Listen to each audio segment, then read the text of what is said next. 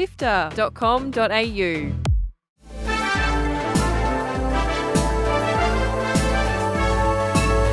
Hi, I'm Fiona Bartholomeus. And I'm Omi Koulis. Welcome to Walkthrough, Sifter's weekly recap on the biggest news in video games. This week, we found out exactly how much some of the PlayStation blockbusters like The Last of Us and Horizon Forbidden West cost to make. A viral indie game Only Up gets pulled from Steam, and the new season is announced for Diablo 4. Here is the news for Sunday, 9th of July. Let's go.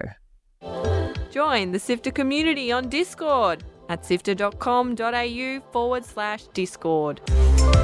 Say what you want about the murky depths of mega capitalists Microsoft and Sony. This FTC trial for the acquisition of Activision has given us some of the best insights into what making games at the top end is actually like. Due to some poor redaction with black marker on documents submitted to the US Federal Trade Commission, we found out that Sony exclusives The Last of Us Part 2 cost $220 million to develop, while Horizon Forbidden West cost $212 million in development alone. To put that in perspective, Hollywood big-budget film Spider-Man No Way Home costs $200 million to make, or you can get a Horizon and a Last of Us for the price of one $460 million Avatar The Way of Water and have some change. Unsurprisingly, Call of Duty remained the center of discussions thanks to its enormous revenue. From the same documents, the popular first-person shooter reportedly generates over $800 million for PlayStation, and that's from the United States alone in 2021. Microsoft has really been playing down their size, trying to cast themselves as the poor underdogs, and claimed they're losing the console wars. In the hearing, the company noted falling behind Sony and Nintendo since launching the original Xbox in 2001 and are currently holding 16% of the console share. It also seems Microsoft had their eyes on a handful of game studio titans throughout the recent years. Bungie, Sega, Square Enix, Zynga, and more were within the conglomerate's sights, as revealed by an internal document of around 100 developers. What an interesting world we would live in where Microsoft owns Square Enix and Sega, or even buying back the original Halo developers Bungie, who are now a PlayStation-owned studio. Video game hyperbolist Peter Molyneux is back with another big claim for his upcoming game.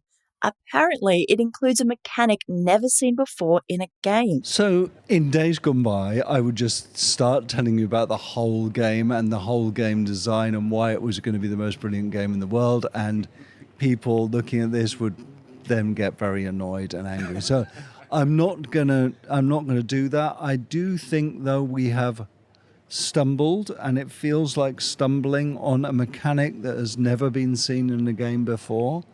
I feel like we are exploiting that mechanic in a world and an environment which may be familiar to people, and because it is in a familiar environment, it'll be a lot fresher.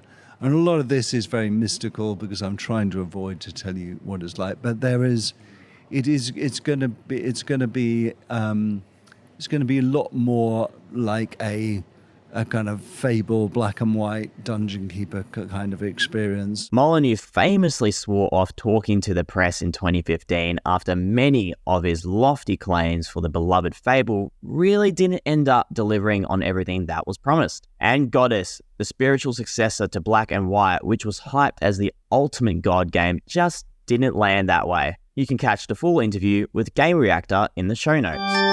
Valve has reportedly taken a stance on the AI-generated content used on their marketplace after Steam had allegedly blocked the sale of one game. According to a game developer going by PotterHarry97 on Reddit, they had their submission for a Steam game page rejected for using art assets generated by artificial intelligence that appears to be relying on copyrighted material owned by third parties. The content was flagged by a Valve moderator who explained that as the legal ownership of AI-generated art is unclear, they couldn't approve the submission. The developer has since resubmitted the game with edits to the AI content, but Valve still declined to distribute the game.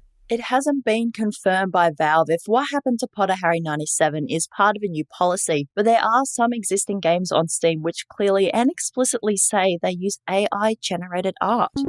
Speaking of copyright, the high-stakes, high-climbing game Only Up has just been pulled and then returned to Steam after a suspected copyright issue. Only Up, developed by SCKR Games, has taken Twitch by storm, with over 90,000 viewers and 55,000 users following the game, but was briefly removed allegedly after a 3D artist claimed the game uses one of their models, which was for non-commercial use only. And obviously, a game selling for almost $15 goes against that. When the game was pulled, the developers took to Twitter saying it would be back up soon, but since the game returned, that tweet has been deleted. As of now, neither the developer or Steam has confirmed if that's the reason why the game was taken down, but it sure is what is speculated. Activision Blizzard have announced details about new content for Diablo 4, the ominously titled Season of the Malignant. A new festering curse now spreads its corruption across the land.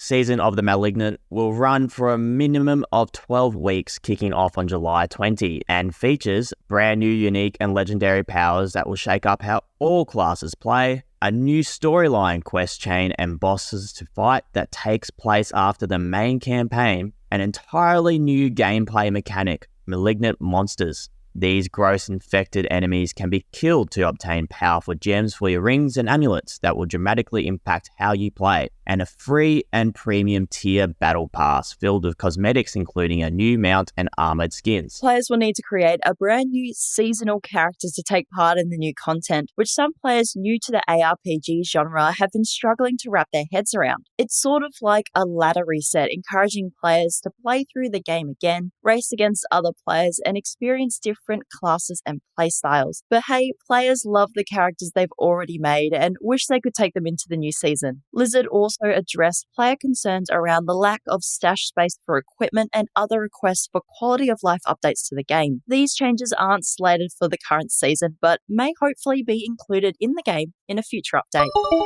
Here is one for fans of 90s JRPG games. Final Fantasy VI has been modded to make it more tactical. Made by modders Connor and Chelsea Dunn, the mod has ported Final Fantasy VI into the Final Fantasy Tactics engine with impressive results. The game features isometric tactics-style gameplay with new sprites and menus, new skills for party members, and custom stages co-created by level designer Ahmed Corey. Of course, the game could not be completed without its soundtrack, which has also been given the Tactics treatment. The duo explained they have been working on Final Fantasy VI Tactics since mid-April and hope to spend a few more months on the project, wrapping up the story to the final dungeon of its first world, the world of Balance's floating continent. There isn't a release date as of yet, but we will definitely keep you up to date on this one as we wait for an official remake of Final Fantasy VI. This Final Fantasy VI Tactics will eventually be available via the Final Fantasy Tactics community. Here's hoping you can still suplex that train. Viral sensation BattleBit Remastered, which all the kids are talking about, has sold 1.8 million copies since its release into early access on June 15. If you're not familiar with the game, it features Minecraft or Roblox style blocky characters fighting it out with 254 players and is a Battlefield style first person shooter. This game is definitely not an overnight success. It was first announced in 2016 and has been slowly developed over those 7 or so years. Programmer Sergeant Okidoki recommended that other developers don't follow their steps and make a multiplayer shooter, saying in an interview with the website How to Market a Game that the process is very tiring. That's it for the big headlines. Here's what's coming out this week. Get ready to investigate the mysterious and creepy radio signals in OXENFREE 2 Lost Signal. This thriller looks to be just as supernatural with spooky glitching, time-bending madness, and remember, your actions will have consequences. Start investigating on July 12 on Nintendo Switch, PC, and PlayStation 4 and 5. Gun your way through hordes of dinosaurs in EXOPRIMAL. This third-person multiplayer shooter from Capcom takes a sci-fi approach to the prehistoric creatures as you fight against waves of dinos and mutated beasts. EXOPRIMAL lands on PC, PlayStation 4 and 5, Xbox One, and Xbox Series X and S on July 14. Also out on the 14th is Jagged Alliance 3, the turn-based tactical game of mercenaries where you can decide the fate of the fictional Grand Chien after the newly elected president goes missing. You can grab that one on PC.